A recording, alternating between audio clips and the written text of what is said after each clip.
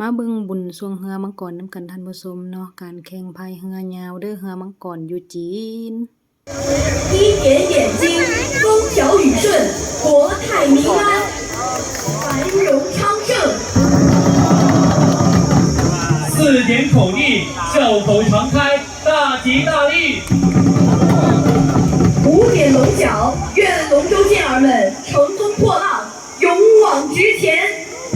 愿我们的学校蒸蒸日上再创辉煌感谢各位领导老师请各位领导สบายดีท่านผู้ชมพาท่านผู้ชมมาเบิ่งบุญสวงเรืออยู่จีนเนาะมื้อนี้เปิดงานเนาะเขาเจ้ากำลังจะเปิดการแข่งขันแล้วมีการแต้มใส่เขาใส่หน้าผากใส่ตาใส่ปากใส่หยังต่างๆของมังกรเนาะอันนี้มันแข่งเรือมังกรแล้วเขาเจ้าสิมีเอกลักษณ์ตัวนึงก็คือว่ามีการตีของท่านผู้ชมตีบาดใดแม่นสวงบาดนั้นเนาะแตกต่างจากบ้านเฮาแต่ว่าก็มีบุญสวงเรือคือกันบุญสวงเรืออยู่นี่แล้วมันเป็นเดือน6สากลอาจจะเป็นเดือน5เขาเจ้าหั่นแหละ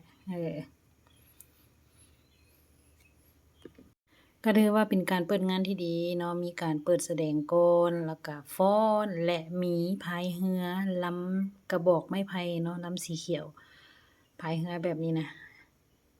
ในท้ายผู้เดียวเนาะ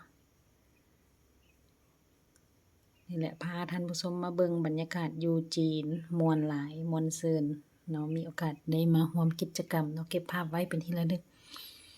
ปีหน้าพ้อกันใหม่คันได้มาร่วมอีกก็สิถ่ายมาให้เบิ่งอีกท่านผู้ชมเก็บภาพให้เบิ่งมื้อนี้มีหลายทีมเนาะมีลาวไทยเวียดนามกัมพูชาเมียนมามาเลเซียอินโดนีเซียเนาะมีหมดประเทศใน Southeast Asia เข้าร่วมการแข่งขันเนาะมีทั้งเรียนอยู่นี่ประจำและมีแลกเปลี่ยนเนาะอยู่นี่แม่นจะเน้นหนักเนาะตรงหนานย่าเพิ่นว่าเนาะตรงนั้นยากกว่าเจียแบบว่าประเทศใน Southeast Asia จะมาเรียนแล้วก็มาแลกเปลี่ยนวัฒนธรรมหลายอยู่ในกวางซีเนาะแขวงกวางซีนานนิงนั่นเองมื้อนี้ก็เป็นการแสดงที่ดีท่านผู้ชมนี่นะเอาเจ็ตสกีเอาน้ำมาพ่นคักหลายเนาะ